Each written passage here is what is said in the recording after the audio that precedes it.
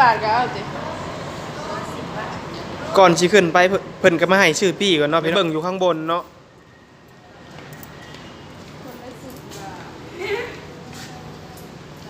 ประมาณเงินไทยกับคนละ10 บาทพี่น้อง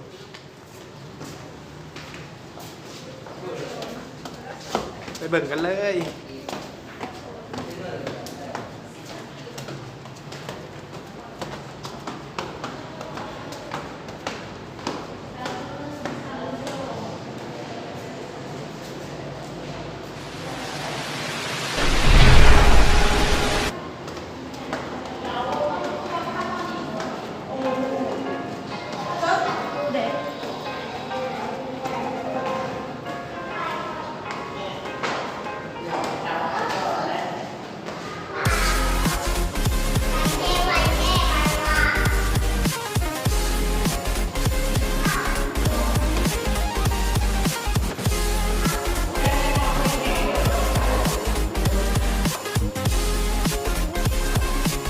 บนนี่ก็จะมีเสื้อผ้าขายเนาะพี่น้อง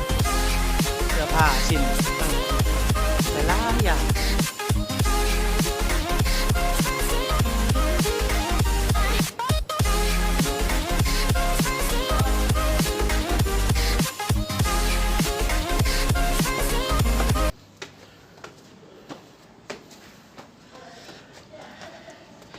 โอ้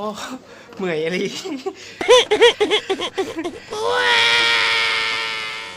กว่าสิขึ้นฮอดเนี่ยก็หอบจนกินเนาะพี่น้อง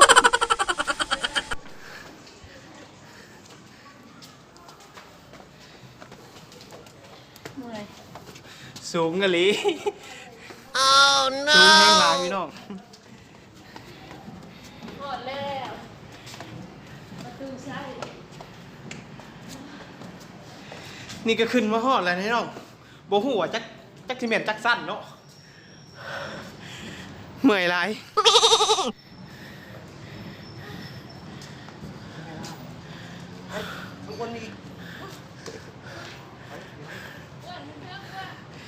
อัน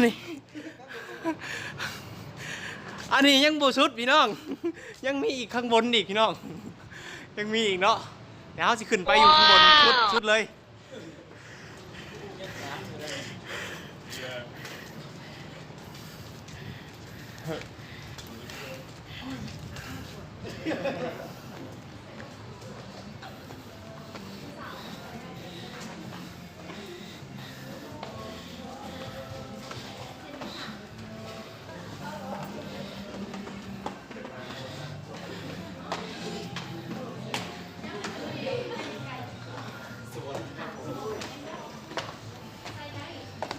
นี่คือข้างบนสุดพี่น้อง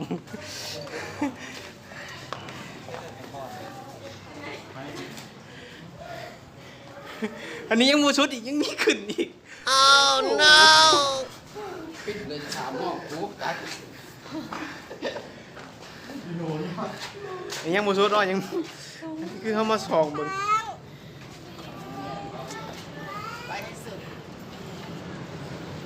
สูงอยู่ป่ะพี่น้องสูงเส้นตาเลยเห็นเบิดเลยหลังจากขึ้นมาข้างบนเนาะมีอีกยอดฟ้าอีกแต่ยังบ่สุดพี่น้องยังมีอีกอยู่ไปขึ้นไปชมกันเลยเนาะ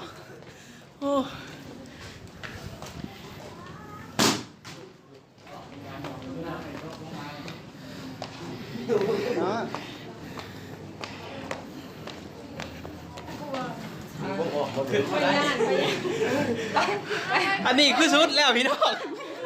โอเคชุดเองไปลูกตีกับระเบิดไม่ได้ทำมาได้โอ้ยขึ้นไปจักชิแมนจักแมทเนาะท่านบ่มีบุญคุณมาฮอดบ่แสดงว่าเขามีบุญตัวเนี่ยถ้าบ่มีบุญขึ้นบ่ฮอดให้พี่น้องเอ้ย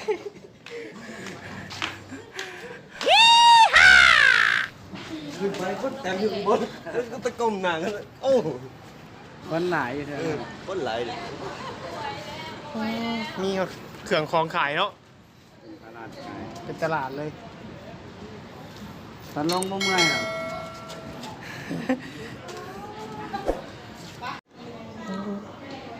มีหลายอย่างเนาะพี่น้องบ่ว่าสิเป็นหนังสือภาษาอังกฤษเนาะหนังสือธรรมะหลายๆอย่างพี่น้องขายหลายอย่างเลยข้างบนอยู่ข้างบนนี่เนาะ